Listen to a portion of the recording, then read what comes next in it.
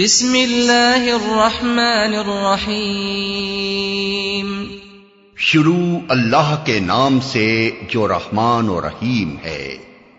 وَلَا تَنكِحُوا الْمُشْرِكَاتِ حَتَّى يُؤْمِنَّ وَلَأَمَةٌ مُؤْمِنَةٌ خَيْرٌ مِّن مُّشْرِكَةٍ وَلَوْ أَعْجَبَتْكُمْ وَلَا تُنكِحُوا الْمُشْرِكِينَ حَتَّى يُؤْمِنُوا وَلَعَبْدٌ مُؤْمِنٌ خَيْرٌ مِّن مُّشْرِكٍ وَلَوْ أَعْجَبَكُمْ أُولَئِكَ يَدْعُونَ إِلَى النَّارِ وَاللَّهُ يَدْعُو إِلَى الْجَنَّةِ وَالْمَغْفِرَةِ بِإِذْنِهِ وَيُبَيِّنُ آيَاتِهِ لِلنَّاسِ لَعَلَّهُمْ يَتَذَكَّرُونَ۔ تم مشرک عورتوں سے ہرگز نکاح نہ کرنا جب تک کہ وہ ایمان نہ لے آئیں۔ ایک مومن لونڈی مشرک شریف زادی سے بہتر ہے اگرچہ وہ تمہیں بہت پسند ہو، اور اپنی عورتوں کے نکاح مشرک مردوں سے کبھی نہ کرنا جب تک کہ وہ ایمان نہ لے آئیں۔ ایک مومن غلام مشرک شریف سے بہتر ہے اگرچہ وہ تمہیں بہت پسند ہو۔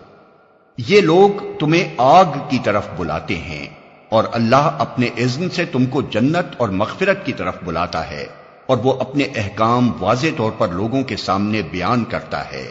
توقع ہے کہ وہ سبق لیں گے اور نصیحت قبول کریں گے۔ وَيَسْأَلُونَكَ عَنِ الْمَحِيضِ قُلْ هُوَ أَذًى فَاعْتَزِلُوا النِّسَاءَ فِي الْمَحِيضِ وَلَا تَقْرَبُوهُنَّ حَتَّى يَطْهُرْنَ فَإِذَا تَطَهَّرْنَ فَأْتُوهُنَّ مِنْ حَيْثُ أَمَرَكُمُ اللَّهُ إِنَّ اللَّهَ يُحِبُّ التَّوَّابِينَ وَيُحِبُّ الْمُتَطَهِّرِينَ۔ پوچھتے ہیں حیض کا کیا حکم ہے؟ کہو وہ ایک گندگی کی حالت ہے، اس میں عورتوں سے الگ رہو اور ان کے قریب نہ جاؤ جب تک کہ وہ پاک صاف نہ ہو جائیں، پھر جب وہ پاک ہو جائیں تو ان کے پاس جاؤ اس طرح جیسا کہ اللہ نے تم کو حکم دیا ہے۔